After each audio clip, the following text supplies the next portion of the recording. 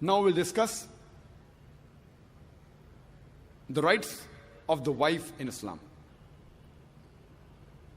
Most of the other religions besides Islam, they consider the woman as an instrument of the devil. But the Quran refers to the woman as a muhsana. Muhsana in Arabic means a fortress against the devil. Because a pious woman who's on the straight path, she prevents the husband from deviating and going on the wrong track and keeps him on the Sirat al-Mustaqim. Therefore, she's called as muhsana, a fortress against the devil. The Quran in Surah Nisa, chapter number 4, verse number 21, refers to marriage, to nikah, as a sacred covenant. It's a sacred covenant, a sacred contract between the husband and wife.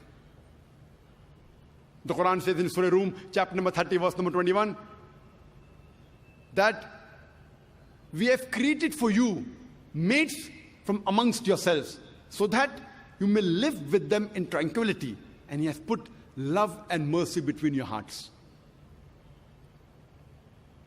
The beloved Prophet Muhammad Sallallahu Alaihi Wasallam, he said, it's mentioned in Sahih Bukhari, volume number 7, in the book of Nikah, chapter number 3, hadith number 5066. The beloved Prophet said, "O young people, whoever has the means to get married should get married." The beloved Prophet also said, there is no monasticism in Islam.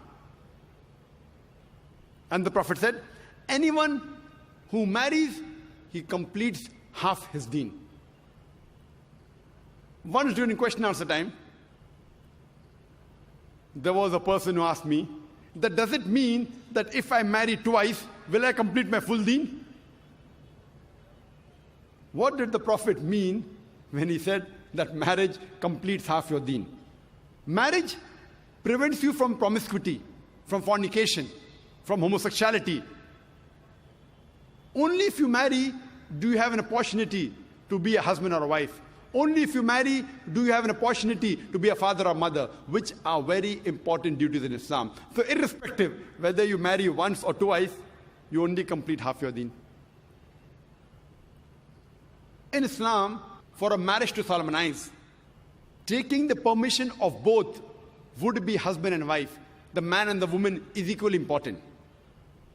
The Quran says in Surah Nisa, chapter number 4, verse number 19, do not inherit the woman against their wishes. There's a hadith which is mentioned in Sahih Bukhari, volume number 7, book of Nikah, chapter number 43, hadith number 5138. A lady by the name of Khansa bint Khadim al-Ansariya, she approached the Prophet and said that my father has married me to a person against my wishes. The Prophet, he nullified the marriage. There's another Sahih hadith which is mentioned in Ahmad ibn Hanbal, hadith number 2469, where a lady approaches the Prophet and says that my parents have forced me to marry a man against my wishes. And the Prophet said she has the option of either continuing the marriage or nullifying the marriage.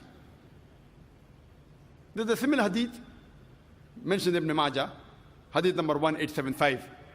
It's the same hadith. A woman approaches the Prophet and tells her that my parents have forced me to marry against my wishes. And the Prophet says, you can either continue the marriage or you can nullify the marriage. And the woman says, I continued the marriage, but I wanted the woman to know that the parents cannot force their daughters to marry someone who they don't like. The Quran says in Surah Baqarah, chapter number 2, verse number 228, that the women have rights similar to those against them on terms equitable, but the men have a degree of advantage. Based on this verse of the Quran, men and women are equal except in leadership. The Quran clearly says that the women have rights, those similar to them, on terms equitable, but the men have a degree of advantage. Now, many of the Muslims, they misunderstand this ending phrase that the men have a degree of advantage, and they think that men are superior. And they quote the verse of the Quran, "Ar-rijalu qawwamuna 'ala an-nisa." that the men are superior to the women. So Allah has said, the men have degree of advantage, the men are superior.